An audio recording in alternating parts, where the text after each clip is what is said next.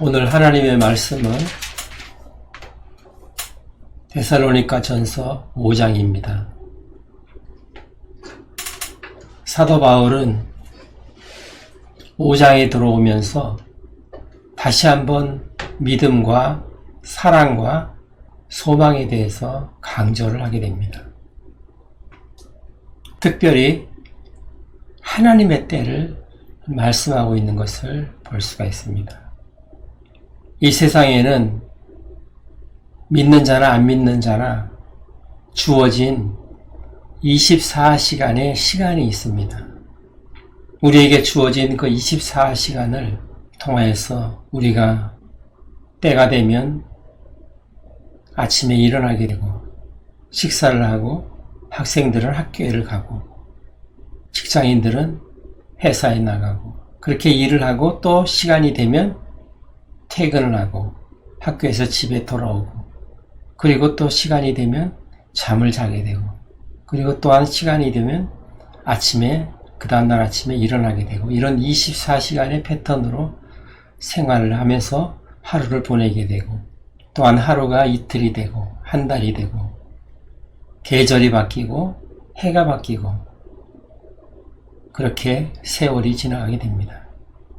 그러나 이런 우리가 주체가 돼서 시간에 따라서 행하는 일들이 있는가 하면 우리와 무관하게 행해지는 하나님의 때가 있다는 것을 우리가 알아야만 합니다. 우리는 누구나 다 이 땅에 태어났습니다. 그러나 누구든지 태어나고 싶어서 태어난 사람은 없는 것입니다. 누구나 하나님의 때에 이 땅에 태어나고 또한 하나님의 때에 이 세상을 떠나게 되어 있습니다. 데살로니가 5장 1절부터 우리가 살펴보면 그 하나님의 때에 대해서 사도 바울이 어떻게 말씀을 하시는지를 우리가 살펴볼 수가 있습니다. 오늘 데살로니가 전서 5장 1절부터 살펴보도록 하겠습니다. 형제들아, 때와 시기에 관하여는 너희에게 쓸 것이 없음은 네, 때와 시기에 대해서 지금 사도 바울이 때와 시기에 대해서라고 말씀하고 있는 것은 예수님께서 다시 오시는 때와 시기를 말씀하고 있는 것입니다. 마태복음 24장 36절을 보면 그 날과 그 때는 아무도 모르나니 하늘의 천사들도 모르고 아들도 모르고 오직 아버지만 아시느니라. 그렇게 예수님께서 말씀하셨습니다. 예수님께서 초림 후에 승천하셔서 다시 오시는 것은 분명한데 그 날과 그 때는 아무도 모른다는 것입니다. 그러나 우리나라를 비롯해서 세계 여러 나라에서 예수님께서 언제 재림하신다는 그 날짜를 정해놓고 그 날을 기대하며 보냈던 그런 사람들이 있었던 것을 우리가 기억을 합니다. 그러나 아무도 그것을 맞추지를 못했죠. 예수님께서 아들도 모르고 천사들도 모르고 오직 아버지만 아신다고 하는 그 날과 때를 맞추려고 하는 것은 우리가 할 수 있는 영역이 아닌 것이고 오직 하나님께서 정하시는 때를 말씀하는 것입니다. 우리가 태어나고 죽는 것을 우리가 정할 수가 없듯이 하나님께서 정하시는 때가 있는 것입니다. 2절을 보시겠습니다.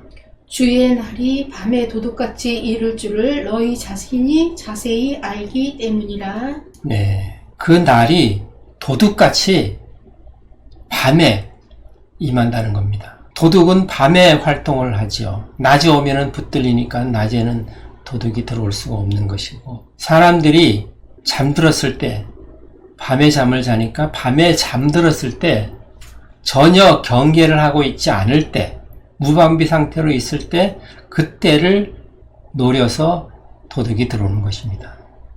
믿는 자들에게는 그렇게 주님께서 오시지 않는다는 것입니다.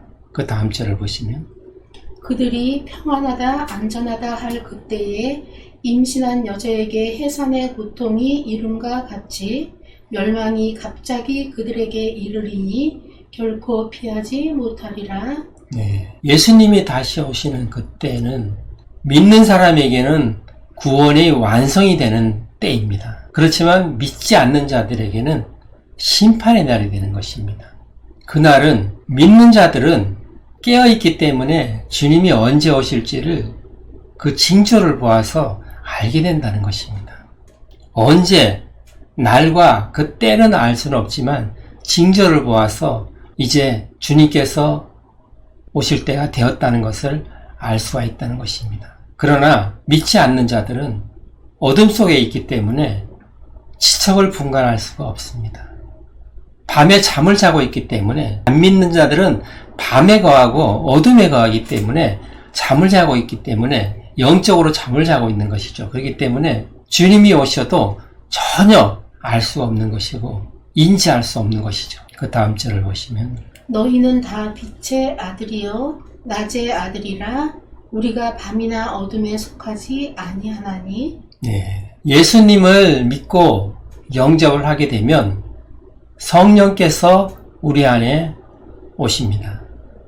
예수님은 죽으시고 부활하셔서 승천하시면서 성령님을 우리에게 보내주신 것이죠. 모든 믿는 자는 성령님을 모시고 살게 되는 것입니다. 예수 그리스도의 영이 그 안에 들어와 계시는 것이죠. 예수 그리스도는 요한복음에 보면은 빛이라고 말씀하고 있습니다. 우리 안에 빛 대신 예수님이 들어와 계시는 것입니다.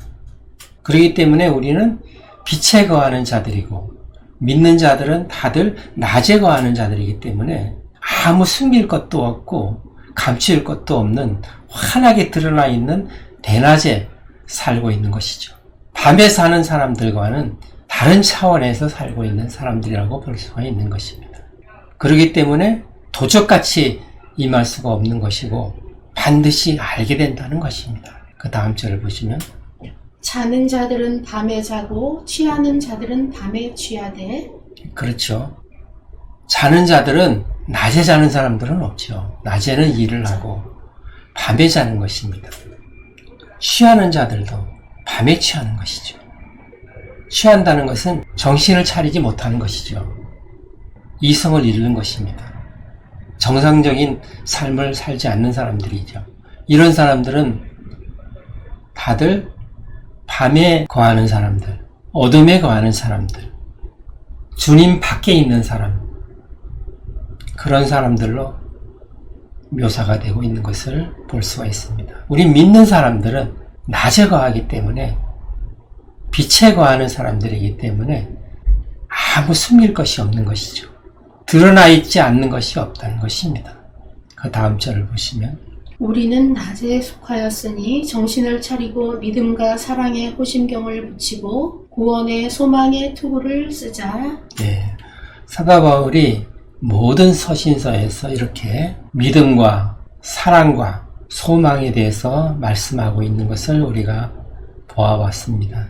이 구원에 대한 그 소망, 믿음, 사랑, 이 기본적인 요소들은 하나님으로부터 오는 것인데 이것이 기독교 신앙의 기본이고 또한 전부이라고 볼 수가 있습니다. 그렇기 때문에 사도 바울이 계속 강조를 하고 있는 부분입니다. 믿음과 사랑의 호심경이라 하면은 호심경은 전쟁에 나갈 때에 심장과 배를 보호하기 위해서 붙이는 갑주를 말하는 겁니다. 가죽으로 만든 갑주죠. 믿음과 사랑의 호심경을 붙이고 그리고 구원의 소망을 가지고 있는 사람들이 그리스도인이라는 것입니다. 그 다음 절을 보시면 하나님이 우리를 세우심은 노하심에 이르게 하심이 아니요 오직 우리 주 예수 그리스도로 말미암아 구원을 받게 하심이라. 네, 하나님께서 우리를 부르시고 세우신 것은 그 목적이 분명하다는 것입니다. 그것은 우리를 심판하시려고 우리를 부르신 것이 아니고 우리를 부르시고 세우신 것은 예수 그리스도를 통해서 구원받게 하시려고 부르셨다는 것입니다. 그 다음 절을 보시면 예수께서 우리를 위하여 죽으사 우리로 하여금 깨어있든지 자든지 자기와 함께 살게 하려 하셨느니라. 네, 예수 그리스도께서 우리를 위하여 죽으신 것은 자든지 죽든지 살든지 우리와 함께 사시려고 하신 것이라는 것입니다. 그것은 무슨 뜻이냐면 깨어있든지 지금 현재 살아있든지 살아있는 사람은 우리 주 예수 그리스도께서 우리 안에 오셔서 우리와 함께 살고 계시는 것이죠. 그러나 자는 자들, 그리스도 안에서 이 세상을 떠난 자들, 그들도 낙원에서 예수님께서 함께 사신다는 것입니다. 그렇게 하기 위해서 예수님께서 죽으신 것이라는 것이죠. 예수님께서는 자신의 죽음을 통하여서 우리와 함께 사시고자 하시는 것입니다. 우리가 살아도 주님께서 우리와 함께 계시고 싶어 하고, 우리가 죽어도 낙원에서 우리와 함께 살고 싶어 하신다는 겁니다. 그 다음 절을 보시면 그러므로 피차 권면하고 서로 덕을 세우기를 너희가 하는 것 같이 하라. 네. 그렇기 때문에 이 모든 믿는 형제 자매들은 서로 부족한 것을 도와주고, 그 덕을 세우라는 것은 부족한 것을 도와주라는 것입니다. 권면하라는 것은 잘못되고 부족한 것을 권면하라는 것이죠. 그 권면하면서 서로 권면하고 서로 덕이 되게 하라는 겁니다. 서로 도움을 주라는 겁니다. 그래서 서로의 신앙이 자라도록 그렇게 신앙 공동체를 이끌어 가야 된다는 것입니다. 혼자서 신앙생활을 하게 되면 이런 부분이 어렵겠죠. 그래서 초대교회는 신앙 공동체 안에서 하나님을 섬기며 생활을 했던 것입니다. 부족한 부분은 서로 위로하고 도움을 주고 신앙을 세워나가고 위로하고 그러면서 서로 신앙이 성장해 나갔던 것입니다. 오늘날도 이런 부분이 필요한 것입니다. 서로 부족하고 잘못된 것을 정죄 판단하기보다는 그런 것을, 부족한 것을 내가 도움을 주고 또한 내가 권면을 받고 또 권면을 주고 하면서 서로 신앙이 자라게 되는 것을 말씀하고 있습니다. 그 다음 절을 보시면 그들의 역사로 말미암아 사랑 안에서 가장 귀히 여기며 너희끼리 화목하라. 네, 그 절을 보시면 형제들아 우리가 너희에게 구하노니 너희 가운데서 수고하고 주 안에서 너희를 다스리며 원하는 자들을 너희가 알고 네, 너희를 권면하고 수고하고 가르치고, 그러니까 주의 종을 얘기하는 것입니다. 주의 종, 가르치는 자와 가르침을 받는 자, 권면하는 자와 권면을 받는 자, 서로 화목하라는 것입니다. 사랑으로, 사랑 안에서 서로 화목하라. 그렇게 화목해야 말씀을 전하는 자, 수고하는 자와 수고하는 자의 그런 수고, 그리고 가르치는 자와 가르침을 받는 자, 그런 관계가 서로 화목이 되어야 그 가르침을 제대로 받을 수가 있게 되겠죠. 서로 화목하지 않으면은 하나님의 말씀을 제대로 전달받을 수가 없게 될 것입니다. 서로 불신하면 하나님의 말씀은 받아들여지지가 않는 것이죠. 아무리 사랑으로 한다고 해도 믿음이 없다면, 그 사람에 대한 믿음이 없다면 받아들이기가 어렵게 되겠죠. 하나님의 말씀을 하나님의 말씀으로 받아들이지를 못하게 되는 것입니다. 그 부분에 대해서 서로 화목하라고 사도 바울이 권면하고 있습니다. 다음 절을 보시면 그들의 역사로 말미암아 사랑 안에서 가장 귀히 여기며 너희끼리 화목하라. 네, 그 사랑 안에서 귀하게 여기면서 서로 화목하라고 말씀하고 있습니다. 가르침을 받는 자는 가르치는 자를 귀하게 여겨야 가르침을 제대로 받을 수가 있겠죠. 그 다음 절을 보시면 또 형제들아 너희를 권면하노니 게으른 자들을 권계하며 마음이 약한 자들을 격려하고 힘이 없는 자들을 붙들어주며 모든 사람에게 오래 참으라. 네, 이 사도 바울은 이제 마음이 약한 자들, 힘이 없는 자들, 고난 그리고 게으른 자들에 대해서 말씀을 하고 있습니다. 게으른 자들은 권계를 하라는 겁니다. 그냥 놔두지 말고 권면하고 훈계를 해서 부지런하도록 그렇게 권면을 하고, 그리고 힘이 없는 자들은 힘을 북돋아 주고, 그리고 약한 자는 격려를 하고 해서 그런 교회 내에 그런 상처받은 자들, 쉽게 그렇게 상처받고 어려움을 당하고 육신적으로든 정신적으로든 그런 질병이 있는 자들, 그런 약한 자들, 심신이 허약한 자들, 게으른 자들, 이런 사람들에 대해서 그런 사람들을 권면하고 바로 세워질 수 있도록 그렇게 해야 된다는 것입니다. 교회 내에는 여러 부류의 사람들이 오겠죠.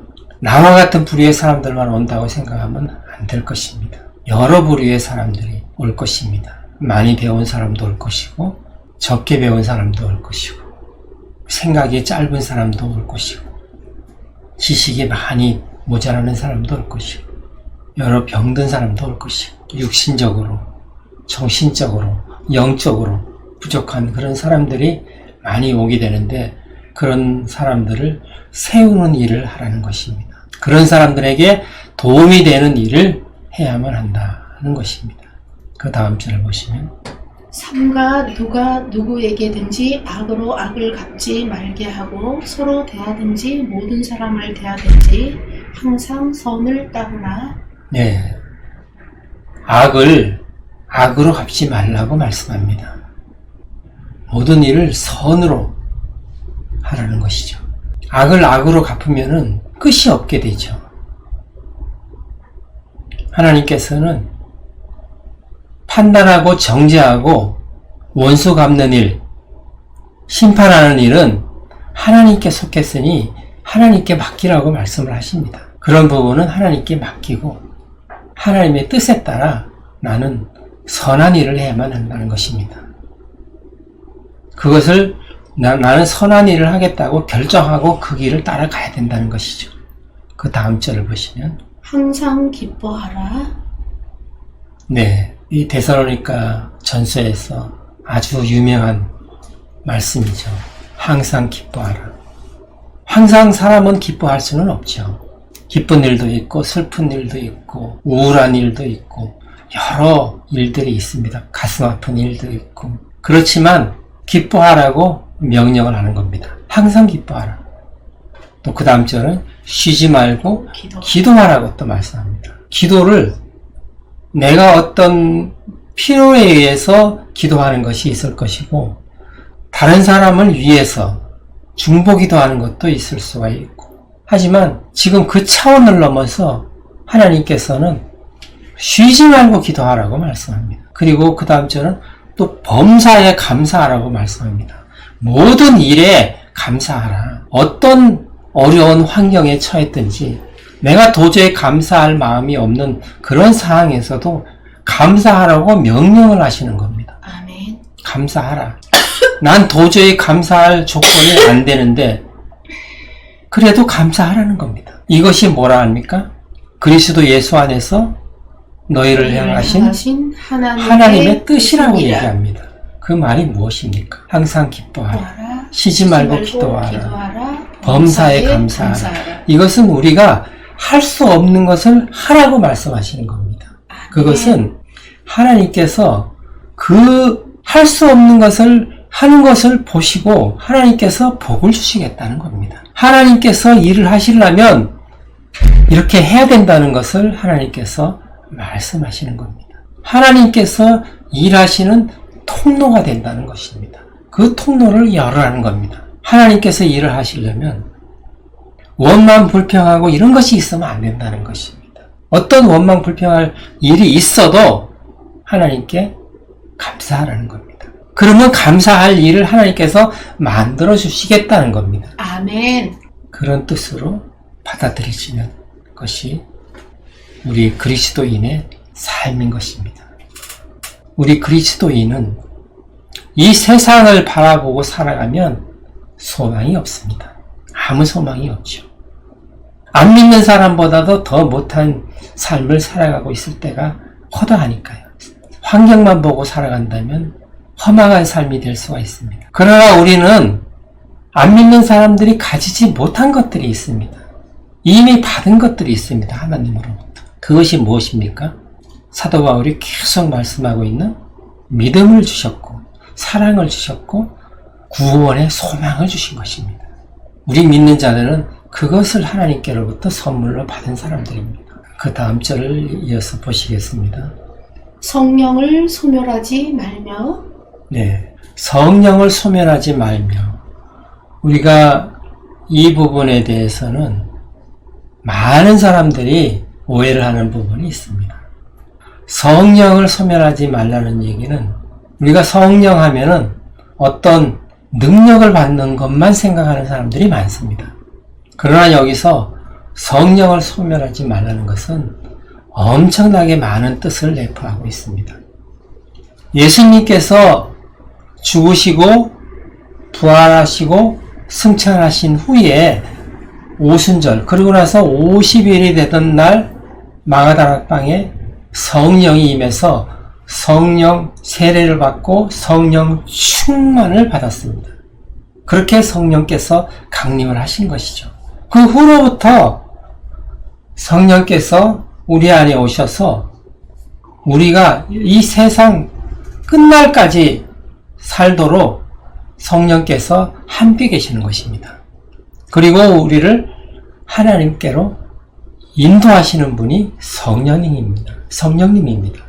우리가 성경을 읽을 때 성령께서 로고스의 말씀을 레마의 말씀으로 바꿔주셔서 우리를 깨닫게 하는 것입니다. 성령께서 우리에게 역사하셔서 예수님을 우리의 구원자로 믿게 하시는 것입니다. 성령께서는 성령의 은사만 행하시는 분이 아니고 우리에게 구원의 여정을 계속 인도하시는 분입니다. 그리고 예수님에 대해서 구원에 대해서 계속 우리에게 가르치시는 분입니다. 그 기준은 성경으로 말씀으로 가르치시는 분이시죠. 사도 바울 때에는 신약 성경이 다 완성이 되지 않았을 때입니다. 지금은 사도 바울이 쓴 모든 서신서 그 후에 요한이 쓴 모든 책들이 다 신약에 들어와 있습니다. 모든 하나님의 말씀들이 들어와 있는 것이죠.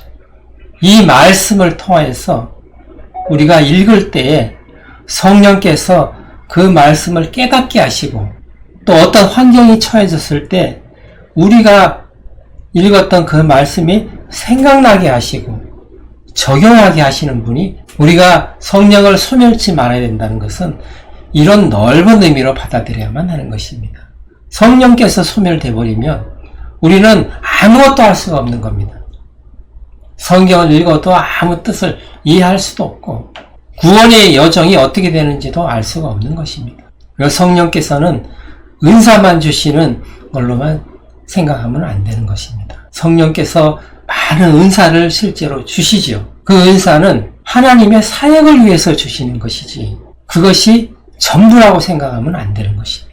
성령께서는 실제로 구원에 대해서 우리를 인도하시는 많은 일을 하시고 계시는 것입니다. 예수님이 이 땅에 오셨을 때에 행하셨던 그 모든 일을 성령님께서 다 우리에게 대신한다고 생각을 하시면 맞는 것입니다. 그 다음 절을 보시면 예언을 멸시하지 말고. 네, 예언은 앞날에 대해서 미리 말씀하는 것도 예언이 될 수가 있지만 하나님의 말씀, 지금 기록된 하나님의 말씀 자체가 예언입니다. 그래서 우리가 성령님을 모시고 살게 되면 모든 믿는 자들은 다 성령께서 우리 안에 와 계시는 것이죠. 우리가 성경을 읽을 때 성령님께서 그 말씀의 뜻을 깨닫게 하시고 예수님께서 그 말씀을 통해서 우리에게 뭐라고 말씀하시는지에 대해서 깨닫게 하시는 것입니다. 가르치시는 것이죠. 그리고 기억나게 하시고 그렇게 성령님께서는 우리를 이끌어 가시는 것입니다. 그 다음 절을 보시면 악은 범사에 헤아려 좋은 것을 취하고. 악은 어떤 모양이든지 버리라고 말씀하시죠. 악은 어떤 모양이라도 버리라. 예. 그 악은 어떤 것들이 있겠습니까? 하나님을 직접적으로 대적하는 사람들도 있죠. 그런 것도 악이 될 수가 있고, TV나 인터넷을 봤을 때 어떤 폭력성, 음란물들, 사람의 정신을 파괴하는 그런 악한 행위들, 그런 것들을 조장하는 것들을 피하라는 것입니다.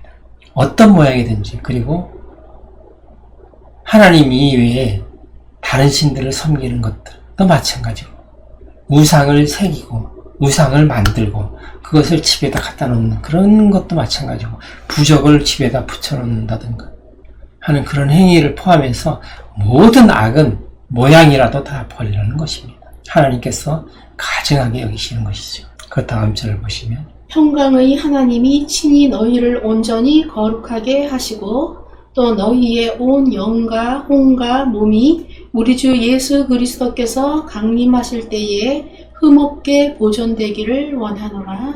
네, 평강의 하나님께서 너희를 거룩하게 하신다.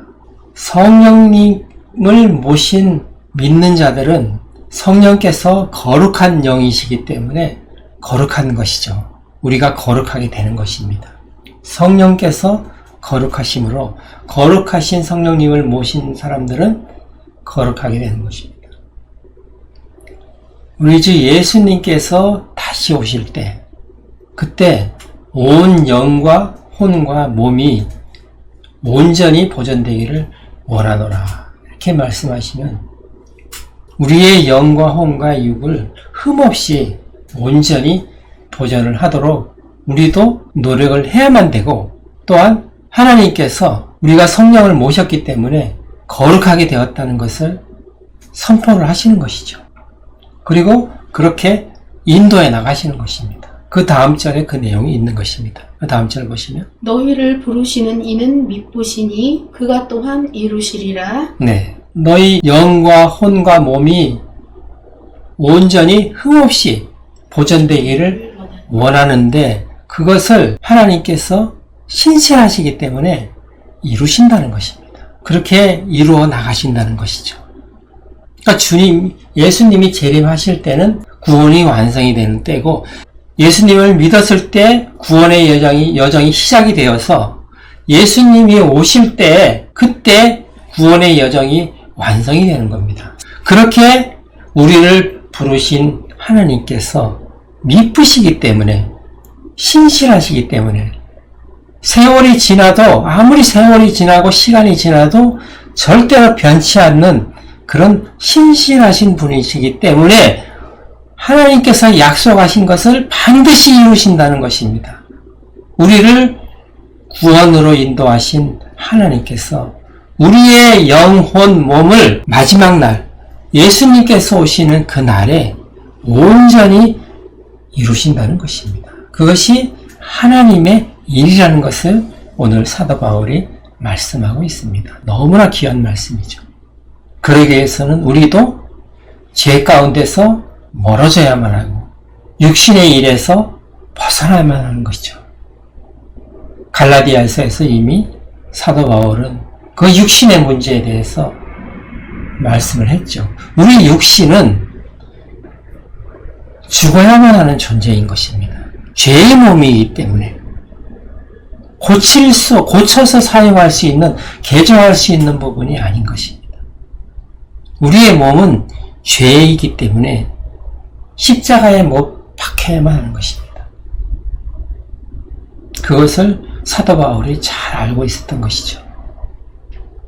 우리는 우리의 죄의 몸이 예수님이 십자가에 못 박히실 때 우리의 몸도 십자가에 못 박혀서 죽었다는 것을 우리는 반드시 믿어야만 하고 그렇게 알고 있어야만 하는 것입니다. 그래야만 육신의 죄에 빠지지 않게 되는 것이죠. 생명으로 나아갈 수가 있는 것입니다. 사도 바울은 지금 갈라디아서에서 기록한 내용과 같이 어울려져서 이렇게 계속 하나님의 진리의 말씀을 연결해 나가고 있는 것을 볼 수가 있습니다. 그 다음 절 보시면, 형제들아 우리를 위하여 기도하라. 네, 사도 바울 같은 그런 위대한 사역자가 사도 바울은 내가 누구보다도 방언으로 기도를 많이 했다고 했던 사람입니다. 마음으로 기도하고 입으로 기도하고 막 기도를 많이 했겠죠. 그렇지만 또 이렇게 겸손하게 기도를 부탁하는 것을 볼 수가 있습니다. 우리도 이런 사도 바울의 이런 모습을 배워야만 하는 것입니다. 엄청난 능력을 행했던 사도 바울, 많은 기도를 하고 기도 가운데서 행했던 이 바울이지만 그런 어린 교회를 통하여서 또한 기도 부탁을 하는 것을 보면은 사도 바울이 얼마나 겸손한 사람인지를 우리가 알 수가 있습니다. 정말로 낮아져서 이렇게 사도 바울 자신과 실로아노와 디모데 이 세 사람을 위해서 기도해달라고 부탁하는 것을 우리가 볼 수가 있습니다. 그 다음 절을 보시면 거룩하게 입맞춤으로 모든 형제에게 무단하라. 네, 인사를 모든 형제들에게 서로 인사를 하고 그 다음 절 보시면 내가 주를 힘입어 너희를 명하노니 모든 형제에게 이 편지를 읽어주라. 네, 주를 힘입어 명한다고 말씀을 하죠. 주님의 이름으로 내가 말을 한다. 주님을 대신해서 이것은 내 말로 받아들이지 말고 주님께서 하시는 말씀이라고 이해를 하시면 좋습니다. 그러니까 모든 사람에게 이 편지를 읽어주라고 말씀하고 있습니다. 이것은 주님께서 말씀하시는 거라 생각을 하고 모든 사람에게 읽어주라고 그렇게 마무리를 하고 있습니다. 이렇듯 사도 바울은 서신서마다 특별하게 말씀하시는 부분이 있는가 하면 또 서로 연결해서 한층 더 발전된 모습으로 전하는 것을 볼 수가 있습니다. 그래서 사도 바울이 기록한 서신서들은 시대적으로 계속해서 순서적으로 읽을 필요가 있습니다. 그러면은 이해하는 데 큰 도움이 됩니다. 그래서 우리도 사도행전에 기록된 그 순서대로 지금 살펴보고 있는 것입니다. 사도 바울은 이 데살로니가 전서를 통해서 비록 짧은 책이지만 강력하게 어필을 하고 있는 것이 있습니다. 그것은 믿음과 사랑과 소망인 것입니다. 우리 그리스도인이 세상 사람들과 다른 것은 하나님으로부터 받은 것이 있는데 그것이 바로 믿음인 것이고 사랑이고 구원에 대한 소망을 갖고 있다는 것입니다. 더 나아가서는 우리의 과거와 우리의 미래를 알고 있다는 것이죠. 다시 말해서 우리는 어디로부터 와서 어디로 가고 있는지를 아는 사람이라는 것입니다. 그렇게 빛 가운데 걸어가고 있는 사람들이라는 것이죠. 그러나 어둠에 있는 사람들, 믿지 않는 사람들은 마귀의 종이 되어서 아무것도 분간할 수 없고 어디로부터 와서 어디로 가는지를 알지를 못하면서 살아가고 있는 것입니다. 아무것도 가지지 않고 이 땅에 와서 아무것도 가지지 못하고 모든 것을 다 내려놓고 이 세상을 떠나야만 하는데 어디로 가는지도 모르고 내가 가진 모든 것을 다 내려놓고 간다는 것도 잊어버리고 정신없이 재물을 쌓아가고 있는 사람도 있고 명예를 쌓아가는 사람도 있고 학식을 쫓아서 나아가는 사람들도 있는 것입니다. 그렇게 가다가 어느 날 모든 것을 내려놓고 갈 때가 오는 것이죠. 그러면 어디로 가는지를 알 수가 없습니다. 너무나 불쌍한 인생을 살다 가는 것이죠.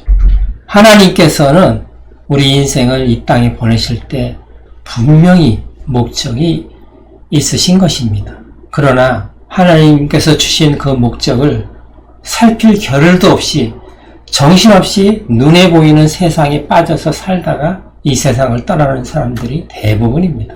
과연 우리는 어떤 삶을 택해야 되는지를 정말로 깊이 생각해 봐야만 하는 것입니다.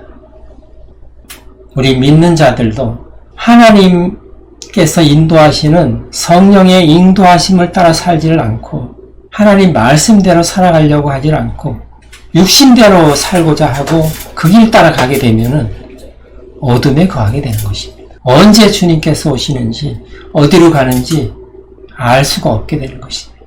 그러다가는 늦을 수가 있죠.